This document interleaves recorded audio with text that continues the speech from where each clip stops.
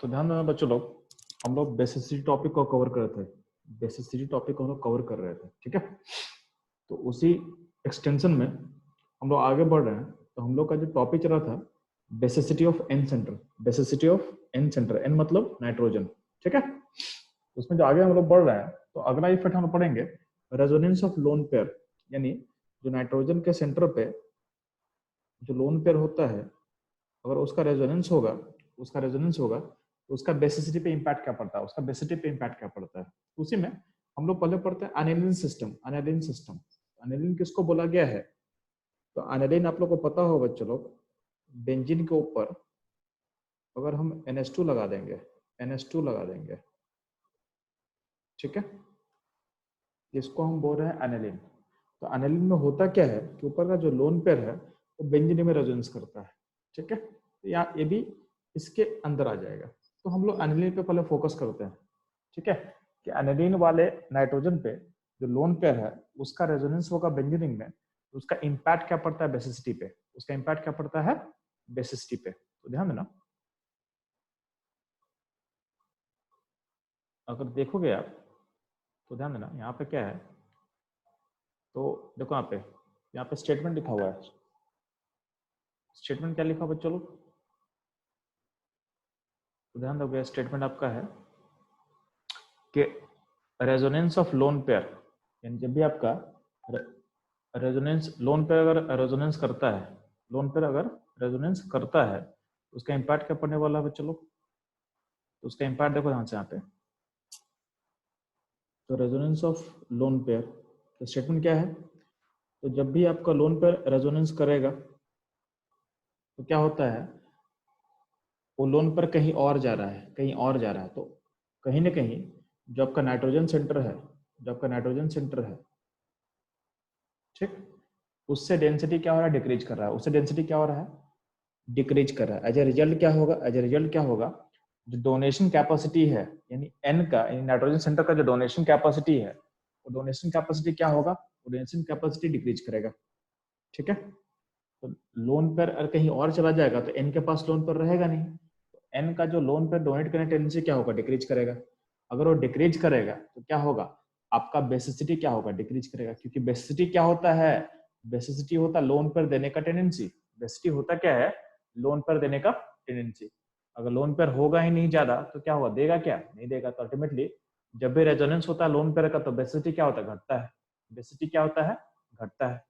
अब नीचे स्टेटमेंट लिखा हुआ है, स्टेटमेंट में क्या लिखा हुआ चलो, तो स्टेटमेंट ध्यान देना आप लोग। तो स्टेटमेंट में लिखा हुआ है कि अगर रेजोनेंस इंक्रीज करेगा, रेजोनेंस इंक्रीज करेगा किसका, लोन पेयर का। तो अगर लोन पेयर का रेजोनेंस अगर इंक्रीज करता है, ठीक है, तो इलेक्ट्रॉन डेंसिटी क्या होता है एन सेंटर का, डिक्रीज करेगा, डिक्रीज करेगा। एज ए रिजल्ट क्या होगा, basic nature of N centre क्या होगा, घटेगा। Basic nature of N centre क्या होगा, डिक्रीज करेगा, ठीक है। तो ये रहा आपका बेसिक कॉन्सेप्ट। अब ध्यान देना, इसमें और क्या ऐड करना है। तो यहाँ पे नीचे आपका एक जनरल ऑर्डर लिखा हुआ है कि जब भी एनालिन सिस्टम रहेगा तो आपको कैसे सोचना है। तो एनालिन सिस्टम का बेसिसिटी ऑलरेडी कम है, यानी aniline system already less basic हो रहा है क्योंकि इसमें रेजोनेंस है। अब इसके अंदर भी क्या है, इसके अंदर भी अगर अगर आपके पास बहुत सारा एनालिन सिस्टम दे दे अलग अलग कैटेगरी का, तो आपको उसको कैसे अरेंज करोगे। तो ध्यान देना यहाँ पे, तो आप उसको यहाँ पे एक जनरल ऑर्डर में लिख रहा हूँ। जनरल ऑर्डर क्या आपके पास है, तो जिस एनिलीन में प्लस एन ग्रुप रहेगा उसका बेसिसिटी सबसे हाईएस्ट करना। फिर aniline with plus I, aniline group with aniline with plus I group, उसको आगे रखोगे, ठीक है। फिर क्या है, एनिलीन सिस्टम, फिर एनिलीन विथ माइनस आई, फिर एनिलीन विथ माइनस एन। यानी सिंपल सा मैं आपको क्या बोल रहा हूँ कि आपका जो एनिलीन सिस्टम है उसका बेसिसिटी तो ऑलरेडी कम है, ऑलरेडी कम है। तो इसका बेसिसिटी नॉर्मल नाइट्रोजन से कम होता है, नॉर्मल नाइट्रोजन से कम होता है। क्यों होता है, क्योंकि इसमें आपका जो लोन पेयर है, लोन पेयर डेलोकलाइज हो रहा है। तो लोन पेयर डेलोकलाइज होगा तो क्या होगा, बेसिसिटी घटेगा। तो ये तो इंपैक्ट हो चुका है, लोन पेयर डेलोकलाइज होगा तो बेसिसिटी क्या होगा, बेसिसिटी क्या होगा, डिक्रीज करेगा।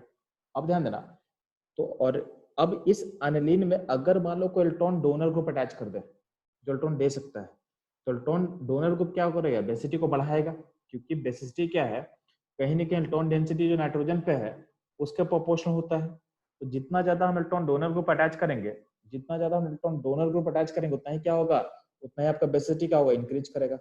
ठीक है, तो इसलिए देखो यहाँ पे अगर एनिलीन में प्लस एम ग्रुप रहेगा तो उसको आई करना, क्योंकि प्लस एम ग्रुप का जो डोनेशन पावर है वो आई से ज्यादा होता है, तो प्लस एम पहले फिर प्लस आई। ठीक, फिर सिंपल एनिलीन, फिर सिंपल एनिलीन फिगर, इसमें कुछ नहीं है, ओनली एनिलीन है, एनिलीन है। फिर क्या होगा, aniline with minus I, aniline with minus I, और लास्ट में क्या हो जाएगा, एनिलीन विथ माइनस एम, क्योंकि माइनस आई और माइनस एम क्या होता है, दोनों ग्रुप क्या होता है, इलेक्ट्रॉन विथड्रॉइंग होता है, तो ये एनिलीन से और डेंसिटी घटा देगा, यानी जो नाइट्रोजन सेंटर है उससे डेंसिटी और घटा देगा। ज्यादा कौन डिक्रीज करेगा, तो ज्यादा डिक्रीज करेगा माइनस एम, तो माइनस एम और माइनस आई फिर दोनों डेंसिटी डिक्रीज करता है। ज्यादा डिक्रीज कौन करता है, तो ज्यादा डिक्रीज करता है माइनस एम। ठीक है, तो माइनस एम वाले को सबसे पीछे कर देना है, माइनस एम वाले को आपको सबसे पीछे कर देना है। ठीक है, ये रहेगा आपका फंडा सारा, ये रहेगा आपका एनिलीन सिस्टम का बेसिक कॉन्सेप्ट, जिसको आपको फॉलो करना है, जिसको आपको फॉलो करना है। ठीक है, तो ये रहेगा। अब ध्यान देना, आपको क्या है, आपको एक क्वेश्चन सॉल्व करना है, आपको एक क्वेश्चन सॉल्व करना है। इस कॉन्सेप्ट बेसिस में यहाँ पे क्वेश्चन लिखा हुआ है, इसको मैं थोड़ा सा विंडो को मैं छोटा कर दे रहा हूँ ताकि आपको पूरा क्वेश्चन एक साथ दिख पाए। ठीक है, और थोड़ा छोटा कर देते हैं।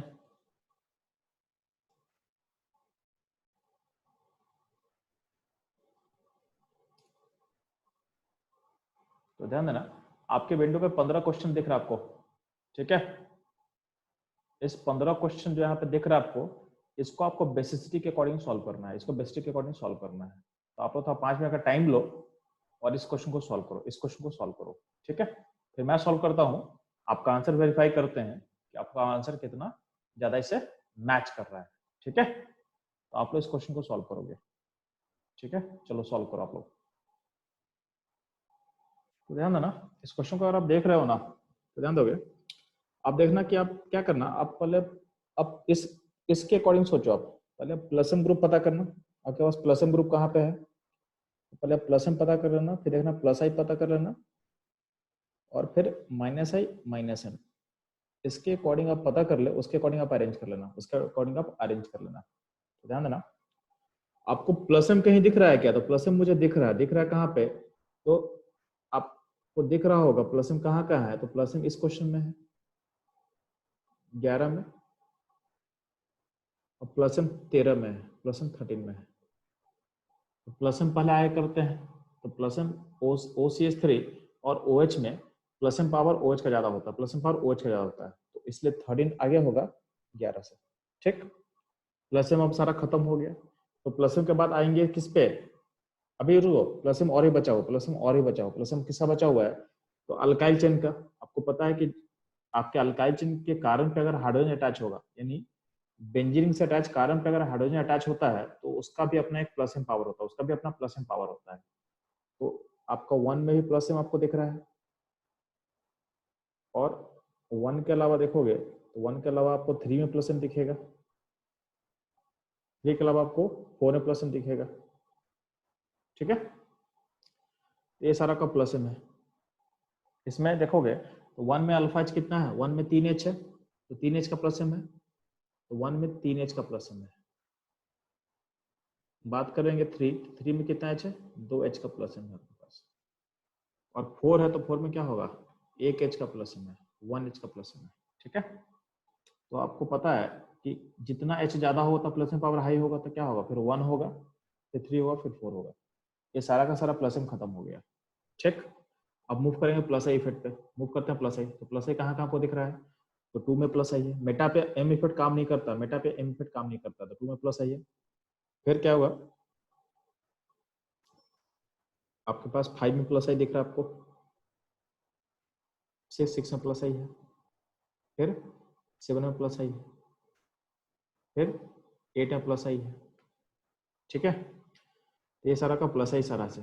ठीक है, तो प्लस आई को देखोगे तो प्लस आई देखो सारा मेटा पे है, तो आपको पता है कि आई फिर डिस्टेंस पे डिपेंड करता है, जितना डिस्टेंस ज्यादा होता है उतना ही क्या होता है, उसका पावर कम होता है। तो 5 नंबर जो है, 5 नंबर का जो आई फिट बहुत दूर है, ठीक है, ऑल्दो उसमें कार्बन बहुत ज्यादा है बट उसका डिस्टेंस काफी ज्यादा हो गया, ठीक है।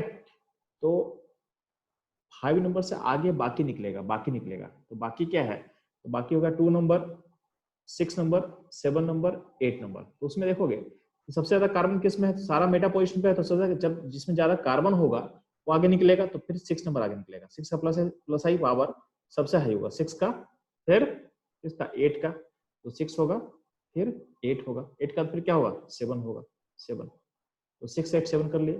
7 के बाद क्या होगा 2 होगा, 2, और लास्ट में क्या होगा 5 होगा, लास्ट में क्या होगा 5 होगा।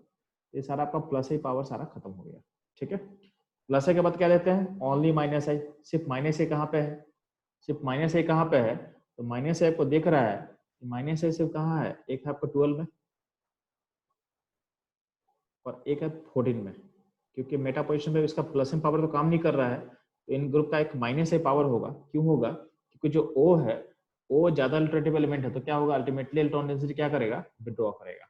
अब देखोगे OCH3 और OH में ज्यादा माइनस स्ट्रॉन्ग होगा किसका, OH का, क्योंकि OCH3 में एक्स्ट्रा मिथाइल है, तो डेंसिटी डोनेट करके कुछ घटाएगा उसके पावर को, अल्टीमेटली OH का माइनस से ज्यादा स्ट्रॉन्गर है, तो जितना माइनस से ज्यादा स्ट्रॉन्ग होता है उतना ही, जितना माइनस से ज्यादा स्ट्रॉन्ग होगा उतना ही आपका बेसिसिटी क्या होगा, बेसिसिटी डिक्रीज करेगा, आपका बेसिसिटी क्या होगा डिक्रीज करेगा।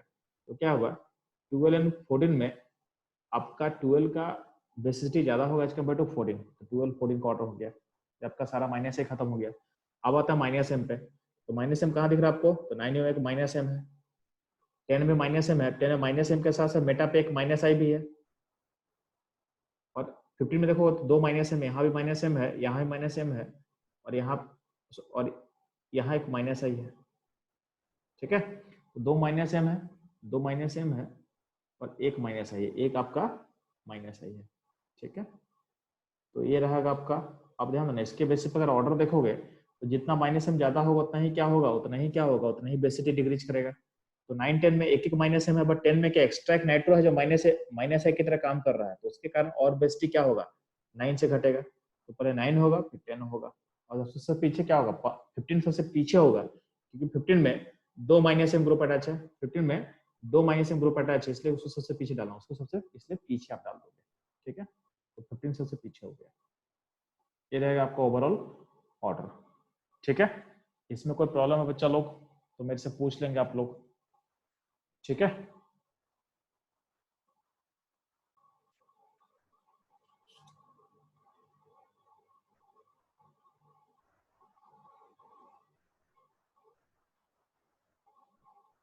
तो नेक्स्ट टॉपिक अपना रहेगा बच्चा लोग, ठीक है। तो नेक्स्ट टॉपिक रहेगा अपना बेसिसिटी में ही ऑर्थो इफेक्ट, ठीक है। बेसिसिटी में हमको पढ़ना है, क्या पढ़ना है बच्चा लोग, ऑर्थो इफेक्ट पढ़ना है, ऑर्थो इफेक्ट पढ़ना है, ठीक है। तो जो ऑर्थो इफेक्ट को कवर करना है, ध्यान दोगे तो उसको हम जो कवर करेंगे हम लोग, तो उसको हमको पढ़ना है बच्चा लोग किसके लिए, तो आपको नीचे लिखा होगा, ध्यान से देखना एक बार क्या लिखा हुआ है।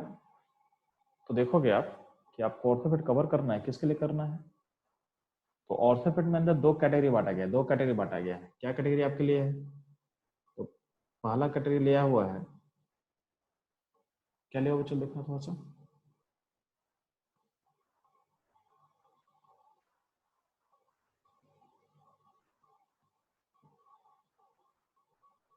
एक सेकंड होल्ड करोगे आपको थोड़ा सा।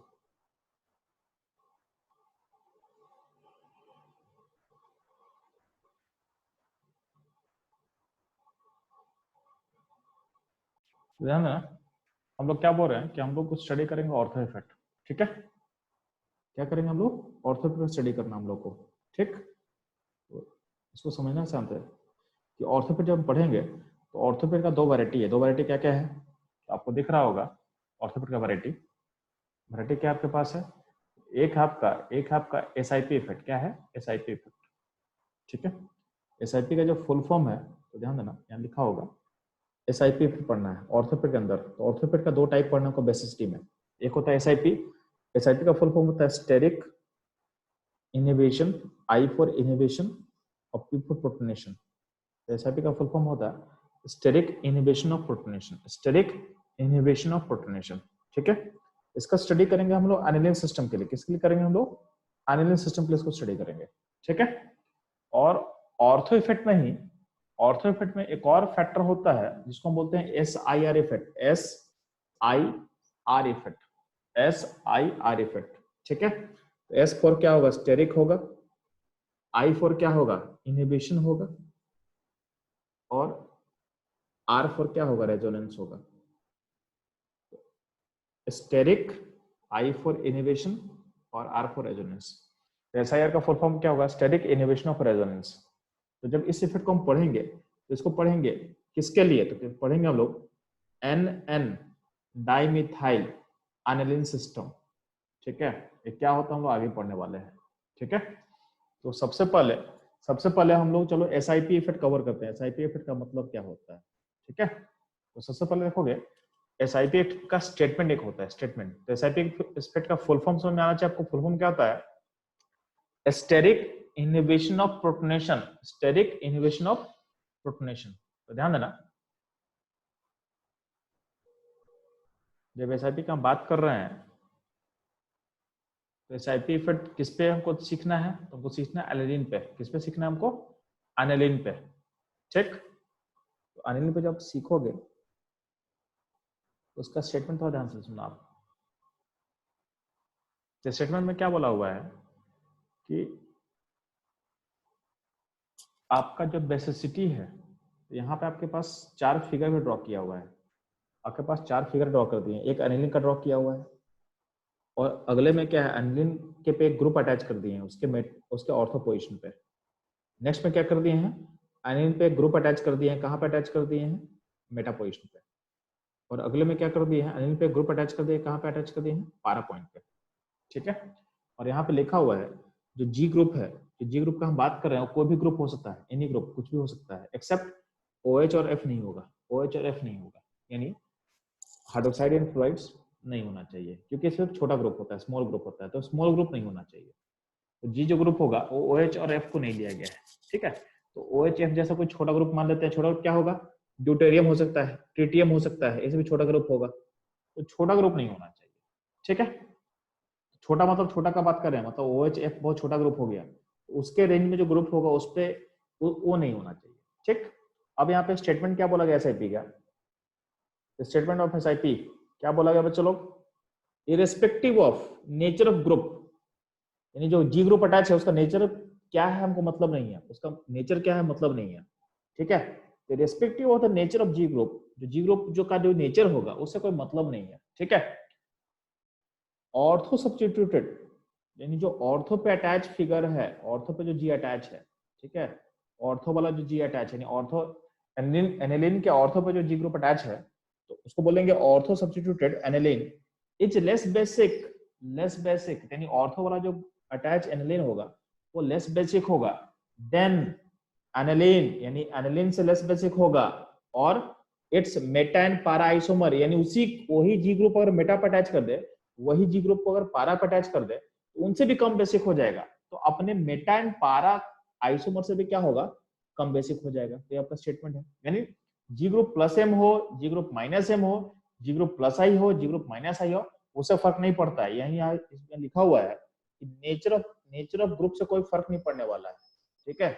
अगर ऑर्थो पे ग्रुप अटैच है तो ऑर्थो वाला जो एनिलिन होगा वो एनिलिन से भी कम बेसिक हो जाएगा और अपने मेटा एंड पारा वाले आइसोमर से भी कम बेसिक हो जाएगा, ठीक। ये तो समझ में आ गया। इसी स्टेटमेंट को हम आगे एक्सटेंड कर सकते हैं। आगे मतलब क्या बोलना चाह रहे हैं कि अगर आपको आपको तो समझ में आ गया ना कि ऑर्थो वाले को तो पीछे भेज देना है, ऑर्थो वाला तो एनिलिन से भी पीछे चला जाएगा बेसिसिटी में और अपने मेटा एंड पारा काउंटर पार्ट से भी क्या होगा? पीछे चला जाएगा। तो अगला क्वेश्चन आता है कि एनिलिन मेटा एंड पारा में क्या करेंगे भाई, ठीक है। एनिलिन मेटा एंड पारा आइसोमर में क्या काम करेंगे? तो यहाँ बोला हुआ है कि while comparing basicity of aniline and its meta and para isomers you need to, हमको देखना पड़ेगा, you need to see the nature of group G, यानी ग्रुप का G का नेचर देखना पड़ेगा। G प्लस आई है कि माइनस है को देखना पड़ेगा, उसके अकॉर्डिंग डिसाइड करेंगे। इनसे हम ब्लाइंडली नहीं बोल सकते कुछ भी। तो एनिलीन है, मेटा वाला आइसोमर एंड पारा वाला आइसोमर्स में अगर हमको कंपेयर करना आपस में, ऑर्थो को तो पीछे भेज देंगे, लेकिन इन तीनों को जब कंपेयर करना होगा तो हमको जी ग्रुप का नेचर देखना पड़ेगा, जी ग्रुप प्लस एम है कि प्लस आई है कि माइनस एम है कि माइनस है, उसके अकॉर्डिंग जो ऊपर हम लोग सीखे थे इस ऑर्डर में अरेंज कर देना। तो प्लस एम वाला सबसे आगे कर देना, फिर प्लस आई वाला, फिर क्या होगा, फिर सिंपल अनिल फिगर हो जाएगा, और उसके बाद क्या करेंगे, उसके बाद माइनस आई माइनस, इसके अकॉर्डिंग सोच के आप अरेंज कर देना। ठीक है, तो ये रहेगा टोटल, ये रहेगा आज का क्लास बच्चा लोग। ठीक है, बाकी हम लोग आगे इसको पढ़ेंगे नेक्स्ट क्लास में। ठीक है।